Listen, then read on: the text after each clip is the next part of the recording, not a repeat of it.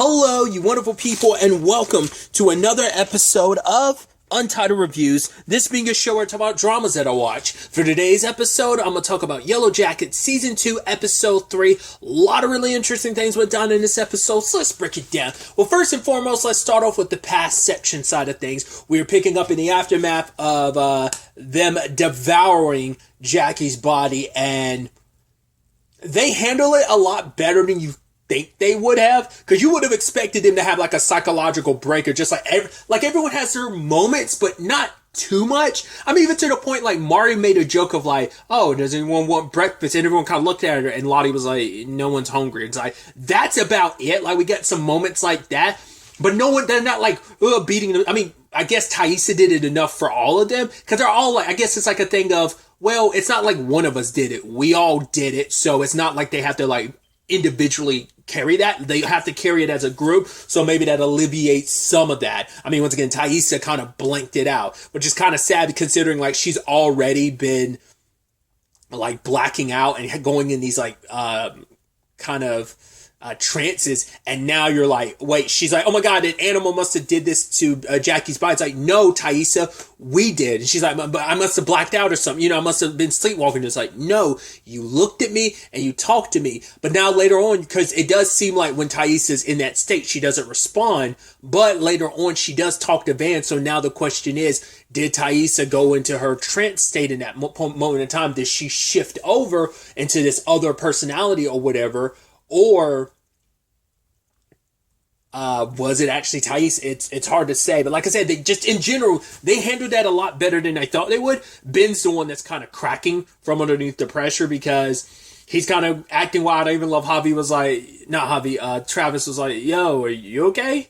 You're acting kind of weird. I'm like, yeah, he's weird. The one person who didn't eat any of Jackie. And I'm curious, does anyone, because no one really brought it up, because at one point one of the girls was like, oh, are you hungry? And he was kind of tripping balls because he's scared, because it's like, wow, because he could just remember them tearing into Jackie's body. They picked her bones clean. It's good. It doesn't make it better just because you know they were starving. It just makes it even more like, ugh. Especially when Shauna kind of references pulling skin from people present day. That's a whole we'll get to that later, but speaking of Shauna, in the past, she is worried that she's scared, like, what if I do something to the baby? Because it's like, because Lottie's trying to make her feel better, saying like, hey, Jackie would have wanted you to do this. I mean, she might not have wanted the rest of us to do it, but she probably would have wanted you to be okay, especially the baby. It's like, well, it's hard to say because, well, Jackie had her self-centered moments. And it's like, the baby is Jeff's baby. So, I mean, because she had like, she was very content. God, what was it? What's the word I'm looking for? She was only concerned about the baby because it was just kind of like another thing she could kind of stick to Shauna for, like, you know, stabbing her in the back by hooking up with Jeff. I don't know. Like, I don't know if, I mean, you want to make her feel better about it, but it's hard to say, like, what Jackie be like, yeah, all four you eating her. It's like, no, Jackie sure as hell wouldn't, even under those circumstances.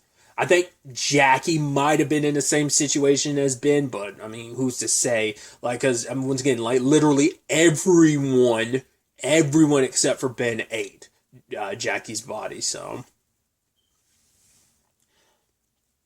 you can tell it really did mess up Natalie, which Natalie, I mean, a lot of them already have. I'd say a lot of them, but there's at least a few. Like, I'd say Taissa has her trauma, and I'd probably say, I mean, this kind of really, really broke. Well, Shauna was already broken the moment Jackie died, but I'd probably say Natalie, because we know like Natalie comes from an abusive home, so you stack that on top of this. And she's also kind of avoiding being around Travis because of the whole Lottie thing, because of how close they've gotten. She obviously doesn't know about the fact that he was visualizing Lottie when they were like having sex last episode. But it just, for her, Natalie, it also makes sense why Natalie kind of like has issues with Lottie the way she does present day. It's because she probably feels like Lottie led the charge in everything, because like so many people kind of got swept up in her her witchness, her visions, kind of like all that she was. And I think Natalie kind of never being someone who's always been yay team, which even describes herself that way. Present day, we see that. I mean, she's always kind of had the loner mentality, but I think it's just she hates how much sway Lottie's got over everyone. She refuses to like drink the tea.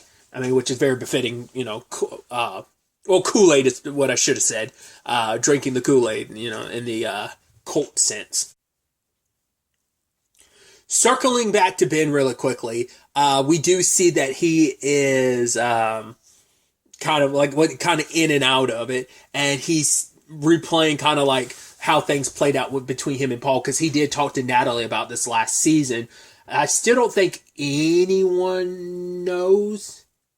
I think Misty knows. I don't remember if the rest of the girls ever know. I don't think Natalie told them, and I don't know if Misty did. Maybe that can, but I could have sworn, I don't think, I mean, at least I don't remember there being a conversation about him being gay. Maybe it came up and I'm just not remembering. Either way, which I didn't know, that, oh God, I wish I could remember. God, I'm going to end up butchering his name. Is it, Francois, Arnaud? I know I butchered it, but, the thing I know him from is like Midnight Texas and Blind Spot. Or I feel like there was something else I knew him from too.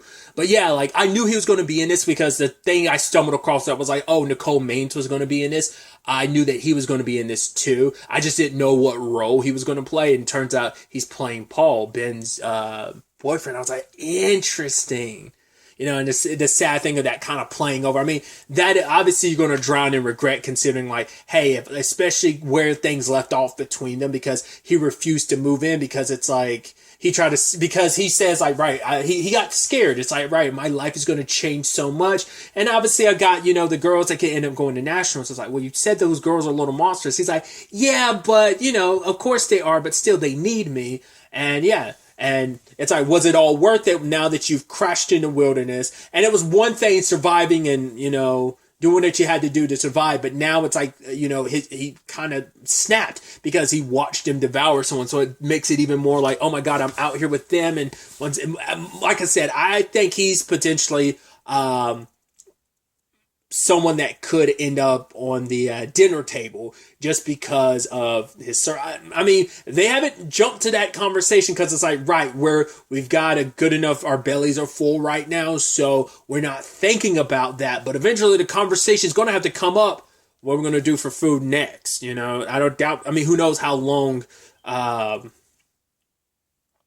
Jackie's going to carry them, especially considering like that food got divided. I mean, God, it feels so effed up to say that, but Jackie got divided up between maybe a dozen people. So,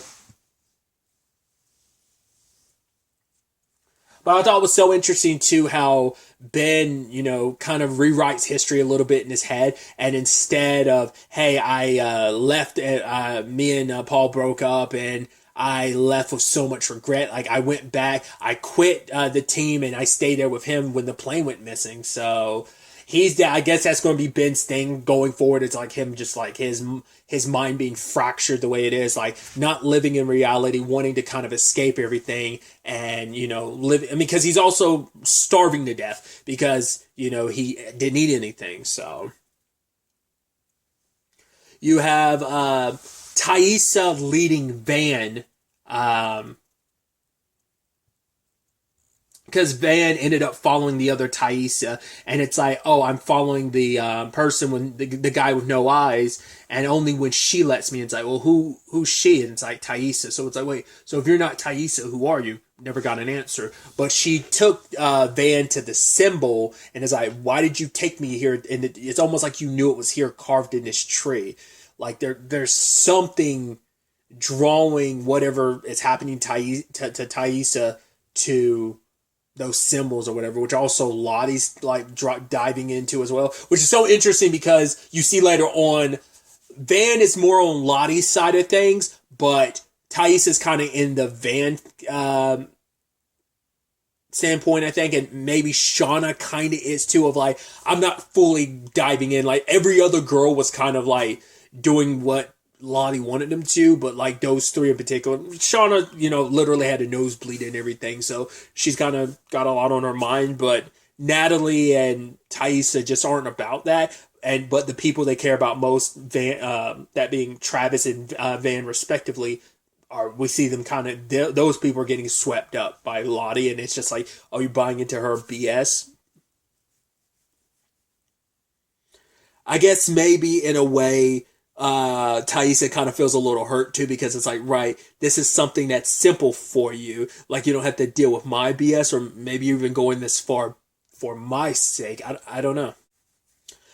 Natalie did go take care of Jackie's body. She's the one that kind of disposed of the bones. I even love Ben commentating like, yeah, put her body there with the rest of the bodies. That way they'll think she died in a crash. No one had any comments about that, but she did get attacked by like a giant white moose, and I'm like, was that real? Because the moment she got the gun ready again, it was like going, I'm like, was that all in your head or what? Or, because when I think of, when I see that giant moose and everything, I'm immediately thinking like, gives me Princess Mononoke vibes. I'm like, oh, the fact this is there 1 minute, disappears. Is it like a moose? Is it a spiritual animal or something like that? Like I said, it just gives me like Princess Mononoke vibes. Natalie did kind of say that she did believe things were going to get worse before they got better. Even saying that Jackie might have been, it sucks that she died, but I mean, it's effed up to say, but you might be the reason why we make it through winter. So rest in peace, Jackie. Once again, she was not Jackie's a fan of Jackie. A lot of people weren't. But, it's like, gotta give dues when the fact is that you are the reason why we're alive right now. So, and maybe you're the reason why we keep living. So, you had Misty chalking it up with her new friend. Like, she's interacting with the other girls, but now her new BF is the person she's interacting with the most. And I think that's such an interesting parallel with present day with Elijah Wood's character. I think his name was Walter. Like that parallel, like that. We'll talk about it more when we get there in the episode, but it's just kind of interesting about my thing is that Misty's found people who kind of enjoy her when other people don't. Like I said, I'll dive into that more later on when we get to present day stuff with Misty. But staying in the past, her and her friend like talk about the fact is of like, I guess Misty's idea was to keep some of the bones and kind of use it as kind of broth. But like no one else was down for that idea. No one wanted a constant reminder around for what they did. But her friend thought like, oh, that's actually really good. And she's like, don't tell anyone this, but I actually ate my twin in the womb. But she's like, yeah, it's kind of nice because she's like, I get to feel like I feel her sometimes. Also, the whole thing, that whole conversation led to Misty performing a monologue from Still Magnolias, which I've never seen the movie. So I didn't quite get the reference. I don't know what that in particular like scene and character and circumstances she's referencing. Apparently had something to do with a dead daughter, because they're like, is she really doing a monologue about a dead daughter? And she went up there and she was giving it her all. And they were laughing at first, but then I think everyone kind of got captivated by her performance. It's like, huh.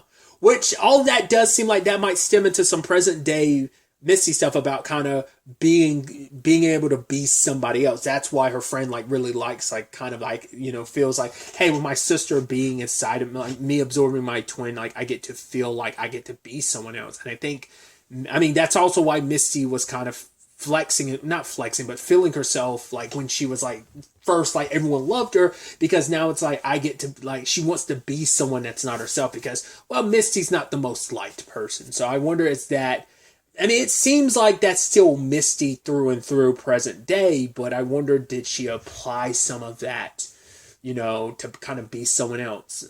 I kind of wouldn't think so, considering like people treating present day Misty like they have always treated Misty in the past. So I won't see her being someone else, but maybe there's levels to it of like, there's a little bit of me being me, but also adding in other elements of being someone else to spice up Misty and make her seem more interesting and appealing, Then you also had that weird thing with like the moment Shauna's nose started bleeding, all those birds started dropping dead. I was like, that timing's really interesting and weird, and what's this all about? And Lottie's having them like, I didn't know whether it's like we're going to keep them around for food. I mean, they're birds, probably not too much you can get off them. Plus, you don't know if they're diseased or not. So what that all entails, we'll ultimately have to wait to see. But shifting over into present day, we had let's start off with Misty. Misty finally gets to meet the mysterious Walter, and they're interviewing the witness, who ends up being Randy, which I was like,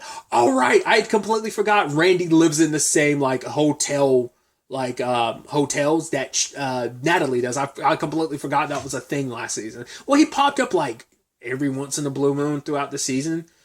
He might have popped up maybe 3 times or something like that. Maybe even less. But yeah, I was like, I completely forgotten about that. So, of course, he wouldn't know something. Well, proved not to know much. And I love that Misty's like, oh, I'm trying to avoid being around him, because I'm like, would he even recognize Misty? Because she's like, oh, I knew him from elementary school and stuff like that. I'm trying to remember, because I know Natalie interacted with Randy last season, but I don't remember if Misty did or not. Well, because I remember they went to the reunion, so I'm sure Randy might have been there, and I legitimately don't remember, because I know that was the season finale, but because that's what I was about to say, would he have recognized Misty after all this time? But it's maybe throughout the times he popped up during the season, or even maybe during the reunion, they saw each other, so maybe he would have. But I love that she's getting Walter to kind of she's giving him the messages of what to do, and it's just hit him. And it's like, what? Hit him. And it's just and he's trying to be no, why would I do that? And it's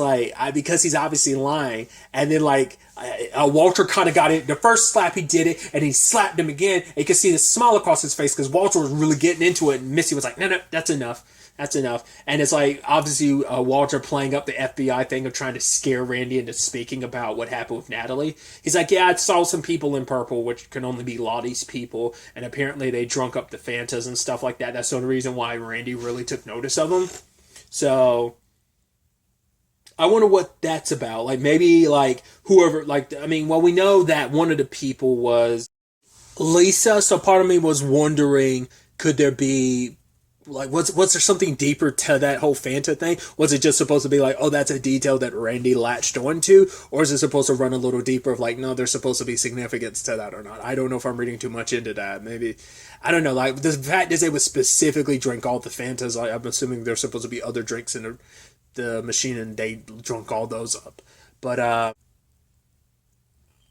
obviously, I also love that Walter ended up confronting Misty about hey, why do you downvoting my Adam theories and stuff? And it's he's like, yeah, you kind of hurt my reputation. Adam kind of worked so hard to build it up. She's like, right, I'm close with Adam's mom, and because of his being a drug addict and stuff like that, she doesn't want any of that to kind of come to the surface. So I'm trying to protect her. Which he's like, oh, that's really sweet. She's like, well, you would know, what it's like, a mother and everything, because you brought your mom to be at the place I work at. He's like, oh, that's not my mom. It's like, what? Yeah, that's just some lady I know. She was getting evicted anyway, so 2 birds, 1 stone. She needed a place, and I knew I wanted to meet you. And she's like, well, why would you go through that all to meet me? Because he was like, because you're fascinating. And you could tell Missy got caught off guard. And this is what I was talking about before. Missy's so used to people pushing her away, wanting nothing to do with her. I mean, she can't get in touch with Shauna or Taissa. They're all both dealing with their own things. But yeah, especially in a situation where Natalie might be missing. Well, not might be. We know she is missing, and we know where she is, but Misty doesn't. But the others are so caught up in their own thing that they're not willing to pick up when Misty calls. Everyone avoids Misty. Back then and still now, because Misty's a little crazy. More so than little. But the fact is, Walter latched onto her, and that's why I think the neat parallel and juxtaposition between her friendship in the past and this whole budding partnership between her and Walter. Him saying oh, I want to be the Moriarty to your Sherlock, and it's just kind of, and then she's kind of when she gets a message from him later on about looking into this stuff. They're going to go on a road trip next time, and you could tell she was happy. But I think it is also the thing, though, she probably has a reservation too, because it's right, how do I know I can really, really trust you? Really quickly, kind of going back to the past, really quickly now that I'm thinking about it, because of the whole Misty wanting to be someone else thing, part of me wonders, it was most likely Lottie's idea, but like obviously like the whole animal thing, keeping themselves hidden and kind of being symbolized by different animals, that feels like that's a Lottie thing, but I wonder, is there some kind of part to play in that with Misty because of the whole wanting to be someone else thing? Like, once again, another element I might be reading too much into, but because obviously everything last episode with the woman that Thaisa had hired, that Misty had basically kidnapped and kept hostage, that she was building that rapport with her, but it's also like Misty doesn't fully trust anyone outside of the squad. Like, when you've been through what they went through for 19 months and being lost and only having each other to rely on, I think that's also why she latches onto them so much, because she kind of has nothing and no one else in her life other than that. Well, she has her parakeet, so we'll see whether or not she ends up being so trusting when it comes to him or not. I think she's going to have her reservations, and sadly she might end up killing him just because it's like, right, she doesn't, well, because this is someone she likes, but she will get rid of him if it means protecting her friends, which sadly that friendship is kind of non-existent because they don't respect you or like you. Like, the way you feel about him is such a one-way dynamic. It's not a two-way street situation when it comes to not just Shauna and Thaisa, but Natalie as well. I almost wonder, would Misty be offended that it's like, whoa, you came after Natalie, but I mean, I haven't heard from you in like forever, Lottie. Like, why haven't you reached out to me, or whatever? I don't know. Once again, we don't know what her relationship was like with some of the other potential survivors, whoever they may be. Let's jump into Thaisa's situation really quickly. Once again, she is losing it big time present day. She is like sliding in and out. She's kind of like, that whole like nightmare she was having of, Simone's condition's pretty bad. She's going to need another transfusion. That might have been real, but the whole, like, obviously her waking up being like, oh, is this what you wanted? It's like, on some level, the other person, or the other Thaisa, however you want to refer to him as, kind of did, because it's like, hey, here you are threatening everything I hold by trying to get me to, get help and stuff like that. Because it's also, I guess maybe the argument is that other Thaisa came out being like, oh no, you're trying to get rid of me by getting her to get help. It's like, no, we're not doing that. And comes out whenever there's something that threatens, I don't know, because once again, it seems like that Thaisa is bound by like the guy with no eyes. So I don't know that Thaisa does stuff for the sake of the other Thaisa. I'm not going to refer to the other person as Thaisa because we don't know what their circumstances are. I didn't talk about it last episode. I forgot to talk about it, but they did bring it up this episode too. The weird thing with her reflections. I'm like, that's trippy. She had even drawn that symbol on Simone's hands, the one from the woods and stuff, but she immediately got rid of it. Obviously, like, she's not in a good place right now. She's losing it, trying to figure out what this other like version of herself wants, and then she does something covering one eye. So I'll go ahead and talk about it, because she's also, spoiler, she's in the intro. Van. To me, I thought, having the context of knowing that they've cast an older Van, a present day Van, I know she's alive. Once again, she's even in the intro of the show, but I can only assume that like the covered eye thing is supposed to represent when like her face was like severely messed up and she had it covered. That's the only thing I can think of, because once again, it's kind of a point I brought up last episode. I try not to get into it too much because of the Van of it all, but Van is the only one who really like understood and tried to understand Thaisa when it came to her circumstances, whereas Simone freaked out and pushed her away. So that's why it's like, right, get close to the and maybe we'll find out what happened between them. Why did they go their separate ways? Was it during the time they were lost in the wilderness? Was it when they came back? Because Thaisa might not have been comfortable with her sexuality back home than she was in the wilderness, or like I said, maybe things kind of like broke off while they were still lost, and just it got worse when they got back home, and just maybe they lost touch with each other completely. Other than that, we also had the situation with Shauna and Jeff, which I love. Obviously, Jeff is kind of coming to terms with like, right, it's because I'm such a boring person that you cheated on me. But for Shauna, it's like, no, it kind of had nothing to do with you. What it really comes down to is me. Because I don't like the boring person I've become. Because like every day's so predictable, which obviously is kind of still a shot at Jeff, because it's like, yeah, like I made our life so like comfortable and predictable. But for Shauna, like she can't admit it, but I think the course of this episode kind of implies more so like she wants to go back to like the freedom she felt, who she felt like she became out there in the wilderness. I feel like every one of them is kind of tugging on that to some extent. Natalie and Misty and Thaisa. I mean, Thaisa unwillingly is kind of having to tug at that side of things of who she was during the wilderness, especially when she's blacking out and going in her trances like she is. Shauna, it definitely seems like she's kind of like, she's got that hunger. She wants to feel that way again. She wants to feel alive again, rather than just kind of like the dull, mundane aspects of life. So when they stop to help someone they thought they hit, the guy tries to like carjack them, but Shauna grabbed the gun, and Jeff is like, whoa, stop, what are you doing? Like pulling a gun, like taking that gun like that. It's like, the guy's trying to steal our car. It's like, she's like, yes, that's the point. He's like, it's a shitty minivan, but she's like, it's got this, or this toy that Callie likes. He's like, because she's like, this thing that Callie loved more than me. It's like, you mean the thing that she had when she was 6? You could tell Shauna was making excuses because she wanted to feel like good. She wanted to do something, because like I was so surprised when she grabbed that gun. I thought Jeff's biggest concern was, the last thing I need right now, what we need right now, is you dropping another body and drawing. We're still in the midst of this Adam situation. But I think it's also like, right, honey, you don't know what you might be doing. Like, I mean, you don't, how that situation could have gone like even worse. Problem is, like, crazy outdoes crazy, and Shauna's kind of crazier than a lot of people. Once again, they all are. So that guy was never going to out crazy Shauna.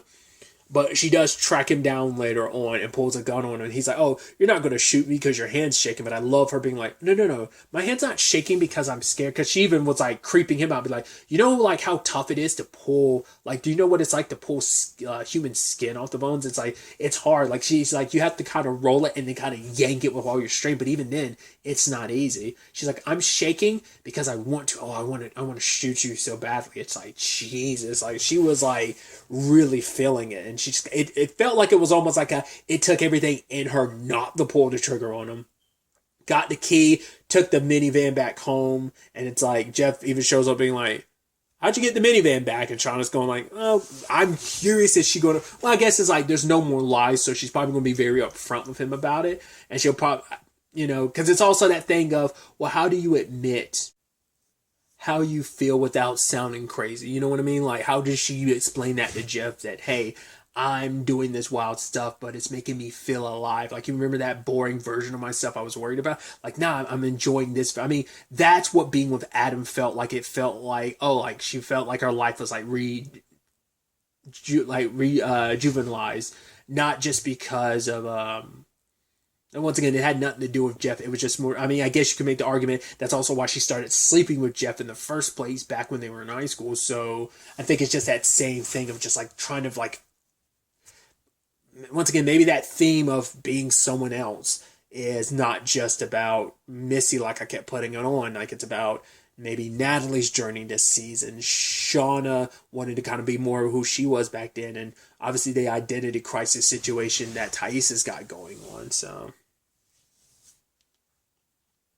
she did end up taking that doll of Callie's and then ended up putting it in her room and laying it beside her. And she snuggles with it at the end. So, I mean, Shauna used that as an excuse, but that wasn't the main motivator for her to go through the trouble of getting the van back, because it's not even worth getting back. But regardless, she went through with it. So whether there's going to be any ramifications for her kind of going like, you know, going a little crazy with that car theft situation, we'll have to wait to see. Jeff did kind of pop off on Kevin about like him confronting Shauna. He did slip up when he was like, yeah, Shauna was concerned. He's like, wait, was she worried and stuff like that? He's like, no, you know what? I know my wife better than anyone. We've been together 25 years. So it's like, yeah, you kind of slipped up because now Kevin's like, oh, was she worried about something? Why would she have to be worried? Especially when you keep being like, oh, there was no affair or anything like that. It was just them exchanging hundreds of texts. Once again, it's like, can't they tell what they are? Maybe the provider will just, the cell phone provider will only be like, yeah, there were these text exchanges, but it's impossible to know what they were because we can't give you the specific information like that. Maybe that's why they haven't really gone into the whole like, oh, not unless Shauna and Adam were able to really heavily cover their tracks or something. I don't know. Either way. But I think it just solidified it more for Kevin, especially because he was like, yeah, someone told us they were having an affair. Obviously, Jeff has got to play the role of like no, my wife wouldn't cheat on me. Like, even though he knows the circumstances, he can't let Kevin know he knows too much. But you can tell that look on Kevin's face. It's like okay, so we were looking at Shauna, but maybe at the end of the day, maybe you were the one that killed Adam because you found out about the affair. So I think this is going to potentially set Jeff up to be a suspect, which is ironic and interesting enough considering, like, right, Adam became the suspect of, oh, he's the one blackmailing us and stuff about what went down in the wilderness all those years ago, when in fact it was Jeff. So it's kind of interesting. The shoes on the other foot of now you're being accused of something you didn't actually do. You're not. You're going to be accused for a crime you didn't commit, and no one's going to know except for Shauna about the crime you actually did commit of like blackmail and stuff from last season. I don't know. It's going to be interesting to see if that ends up being how that plays out, and how long is it going to be before Shauna and Jeff find out the reason why Kevin knows that is because Callie's talking to Jay, who's actually an undercover cop. Feeding all that back to Kevin. I wholeheartedly believe in what Kevin said last episode, saying that Jay, well, his real name's like Mike or something, I think, but, or no, maybe Matt, it might have been Matthew or whatever. Either way, that guy is going to severely screw up this investigation. I still believe that. In what capacity and how he goes about it, we'll have to wait and see, but I'm still in belief that he's going to be the reason why this all goes kablooey. The case in particular, so. And then finally, on the other side of things, we have the situation with Lottie and Natalie. Obviously, there's the whole situation between Lottie and Natalie. I mean, not just Lottie and Natalie, but Lisa and Natalie, which I thought that was interesting. How Lottie was setting her up by being like, hey, give in to your anger and stuff, because it seems like Lisa's been the type of person who always kind of let people push her around, and she was kind of giving into her anger. And Natalie didn't seem too concerned. She was kind of almost like welcoming it to some extent, or maybe just on some level she knew that Lisa didn't have it in her. But rather than like stabbing Natalie with the fork, she let it go. It's like, oh, I understand, and like hugged her. It's all about like letting go of that anger, and it's like Natalie's almost like, okay. I'm surprised she didn't have beef with Lottie literally handing her a fork and being like, yo, if you want to, you can stab Natalie. But like I said, and even Natalie taking it in stride, being like, okay. Like I said, maybe just on some level she could read Lisa and was like, right, she won't end up stabbing me. I don't have to worry about it. We'll see. But then that also like pertains to the whole Lottie situation, which I think is very pertinent. Like line from this episode where Lottie was basically saying that when a new queen arises amongst bees, she proceeds to kill all the other queens, the other queen bees that haven't been born yet. Kills all of them, basically getting rid of any competition beforehand. And basically saying like that all the other bees gather around the queen to like make sure she stays warm and stuff. Which is, I don't know enough about bees, but of course it makes sense that Lottie would kind of deep dive into that and kind of talk about like what they would do just to survive. That's kind of why the queen does what she does, and obviously making direct parallels to what they had done all those years ago in the wilderness. But then we had that ending with her where she saw the dead bees. She took out one of the things inside the beehives, and not the beehive, but the thing that usually like has the honey and stuff on it. She pulled it up and it was covered in blood, and I was like, what's that supposed to symbolize? What, I mean, I guess maybe it's like that was my question, because I wondered previously, could it be that Lottie's visions aren't what they used to be, that she kind of lost it a little bit, but she did see like Laura. Well, at least when she was explaining things to Natalie about what happened to Travis, she saw Laura Lee and then saw like Laura Lee kind of get all like demonic and stuff. Now she's seeing this. So I wonder, did her visions actually stop all those years ago because of the electroshock therapy? She was able to help people, but maybe she lost those visions. So she's been without them like almost this entire time. And the moment Travis came back is when they first start popping up, and now it's happening again. I don't know. I'm so curious to see what that means, and maybe that's supposed to be gigantically symbolic of, oh, that the blood and the dead bees is representative of what she's kind of built here, how that's all basically going to implode and come crumbling down. That's my initial theory. So we'll ultimately have to wait to see where all of this ends up taking us going forward into the next episode. But really, that's all I want to talk about. So the next time we meet, be happy, be safe, live life to the fullest, and enjoy it. Good day and good